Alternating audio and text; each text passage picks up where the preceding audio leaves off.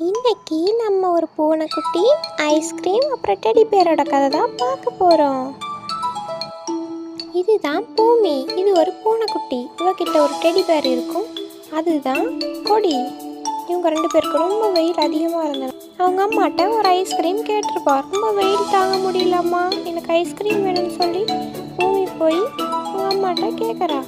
பூமினால வெயில் தாங்க முடியல. அப்புறம் அதனால அவங்க அம்மா ஓகே சொன்னனால ரொம்ப குஷி ஆயிட்டா.